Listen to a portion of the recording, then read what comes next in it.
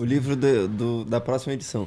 Já existe o Life, porque o Life foi no ano passado, na Bélgica, né? Então, assim, o palco principal, ele fez o sketch, ele tem o desenho técnico, ele tem e a confecção das peças, tudo isso acontece in-house, né? Tudo isso acontece dentro do ateliê. E aí, obviamente, tem a montagem no festival na Bélgica. Após isso, tudo vai para estufar os containers, e dos containers viajam para o Brasil. Então, quando a gente fala de live, que é o nosso tema do próximo ano, nós estamos falando aqui de pelo menos 80 e 85 containers só de cenografia do palco principal, que são 30 containers a mais do que foi o Atsendo desse ano, que já era algo magnífico. Né? Então, e assim, o cara aqui achando que passa perrengue, né? E aí... 86 containers, tá vendo, time? Dá pra ser muito pior. Isso só de palco principal. E aí depois a gente tem mais toda a parte de estrutura de scaffolding, né? A estrutura metálica que está por trás da cenografia, são mais 35 containers. Né? E aí a gente tem alguns outros elementos, por exemplo, o que a gente chama de site deco, né? Que é a decoração do venue ali, do espaço como um todo. Então, os postes com as luzinhas à frente da tenda de bar e etc. Apesar de ter a mesma cara do da Bélgica, foi desenvolvido 100% no Brasil. Né? A gente hoje tem parceiros, obviamente não temos o nosso próprio ateliê ainda, mas a gente tem parceiros que desenvolvem essas peças cenográficas aqui no Brasil. Então a gente produz, armazena, temos o nosso próprio nosso galpão, e remontamos ali mais ou menos sempre 3 a 4 edições, é o que se normalmente usa, e aí troca de novo, né?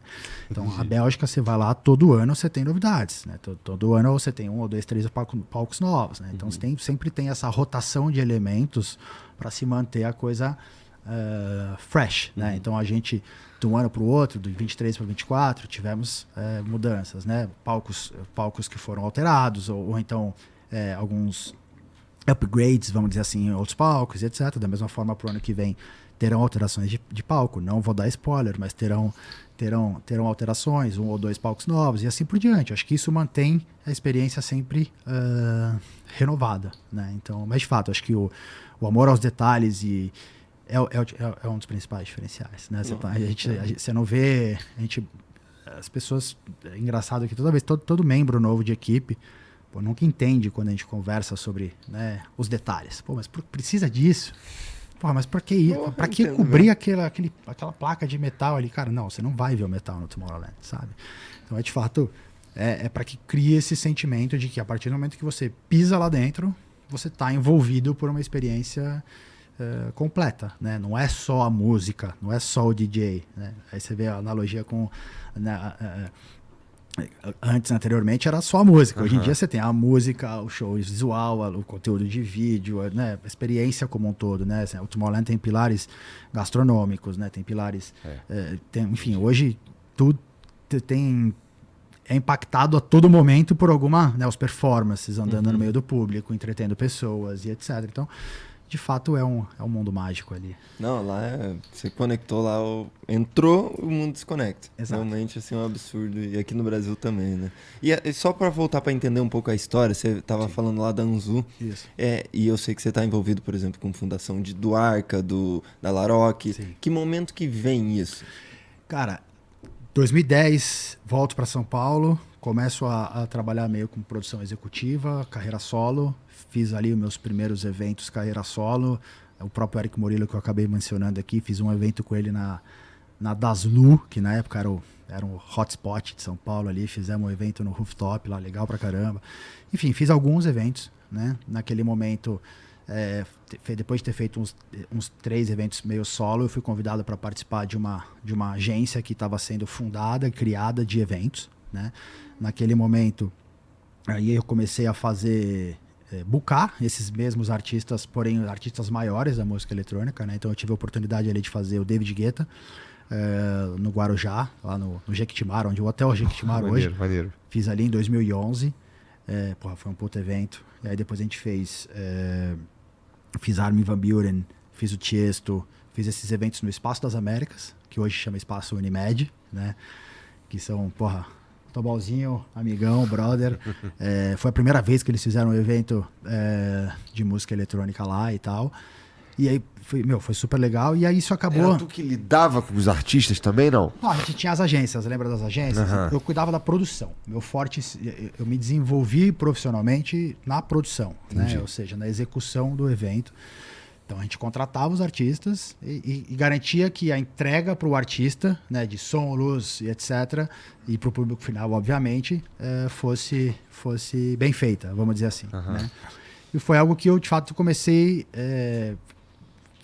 vindo das raves, era o que eu fazia, comecei montando rave lá atrás, montando as tendinhas de entrada e tal. Então isso tudo foi... Errou lá já, né? Isso tudo. E aí você vai, né? Você vê o nível de entrega aumentando, tudo evoluindo. Eu fui aprendendo junto, a real é essa, né? Então, pô, o Guetta em 2011 tinha... Naquele momento era o meu maior desafio profissional. O próximo era sempre o maior desafio profissional, sabe? E aquilo era algo que ia me motivando e achando legal e tal. E aí, justamente nessa relação de contratar esses artistas, de executar esses eventos, em 2013, o Edo, né, que é meu brother, que é um holandês brasileiro, me fez o convite para ir para a Plus, né, que é uma agência que ela existe até hoje, já com sócios diferentes, mas ela existe até hoje. Meio que vamos desenvolver a área de eventos, né? Porque na época a agência, o que ela fazia? Ela vendia para alguém realizar e ganhava ali o booking fee. Pô, tem o principal que é o ativo. Para que vai vender para alguém se a gente pode produzir o próprio evento? E foi mais ou menos nessa tocada aí que a gente começou, que eu fiz essa outra mudança, né, essa outra mudança de carreira. E aí a gente começou a fazer outros eventos ali. Por exemplo, o próprio David Guetta teve em 2014 uma turnê do Guetta no Brasil de mais de 15 shows, né? Onde, obviamente, eu era uma das peças, eu estava à frente ali junto com eles, mas a gente tinha time A, time B viajando, etc. Foi loucura. 2014, qual que era a música dele que tava... tem várias. Porra, o Guetta é hitmaker total. Nessa época ali ele estava gigante no Brasil. 14 e 15 foram os anos que ele fez 2 grandes tours no Brasil.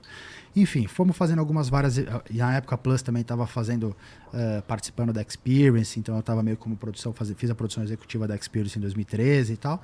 Nesse momento, e aí onde o Tomorrowland começa a aparecer na minha vida, exatamente em 2013, em novembro de 2013, teve uma comitiva belga, né?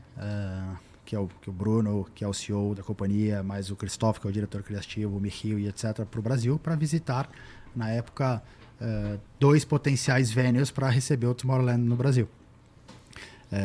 E aí eles foram, por um acaso, na Experience para ver o Maeda, né? Para ver a coisa que estava acontecendo lá. Foi ali que eu meio que conheci eles. Foi meu primeiro contato pessoal com eles. Eles vieram via também na época a Plus, porque a Plus estava em negociação com a SFX, que era um grupo americano que estava adquirindo a Plus no Brasil. Essa SFX é a mesma que comprou a AT&T, que eu mencionei lá no começo. Então, quando a SFX começou a fazer um plano de expansão global, eles compraram várias empresas pelo mundo, né? Vários players fortes pelo mundo. Um dos players que eles escolheram e compraram foi a AT&T. A AT&T holandesa. Porém, a AT&T holandesa era sócia do Tomorrowland na Bélgica. Então, meio que eles acabaram ganhando um sócio americano e o desejo principal dos americanos era a internacionalização dos projetos, né?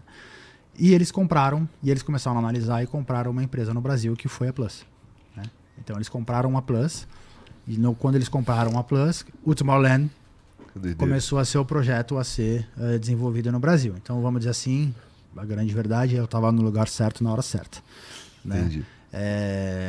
E aí, óbvio, já cheguei em 2013, mas em 2011 foi quando acho que o Tomorrowland acabou alcançando visibilidade a nível mundial com o surgimento do YouTube, né? Então o YouTube também é um dos grandes responsáveis, se não o grande responsável de dar visibilidade para o mundo do que era o Tomorrowland na época.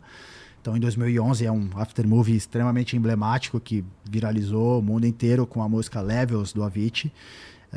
E foi aquele foi meu primeiro impacto de Tomorrowland. Falei, caralho, isso aqui é foda, quero ir, né? No ano seguinte, em 2012, eu fui pra lá, né? Fui eu e minha esposa, curti. Tu nunca tinha visto nada antes? O Tomorrowland, não. Meu primeiro contato com o Tomorrowland foi em 2012, pessoalmente. Foi 11 via YouTube, 2012 lá, né? E de fato, ao entrar lá e ao ver aquilo e vivenciar aquilo, eu falei, porra, quero trabalhar com isso daqui. E real, assim, foi um objetivo que eu acabei traçando, pessoal. E, cara, eu quero de certa forma me envolver com isso aqui. Então, com todas as... Naquele momento não tinha história de Brasil. A história de Brasil ela aconteceu um ano depois. E aí, obviamente, quando surgiu a História Brasil, eu fiz de tudo possível e impossível para estar envolvido com aquilo que estava acontecendo, né? E aí, o mais louco de tudo e as coincidências da vida, né? O universo, que eu acredito pra caralho. Eles visitaram a Experience, a gente se conheceu, teve essa relação. Nesse mesmo ano, eles fizeram uma primeira edição. Na verdade, foi no ano... Não, foi nesse mesmo ano eles fizeram a primeira edição nos Estados Unidos, em 2013. E eu fui. Paguei do próprio bolso e tal. Fui, já conheci os caras e tal. E justamente para famoso ver e ser visto, né? Tá ali, se fazer presente, curtir e tal, conhecer, aproximar um pouco mais e tal.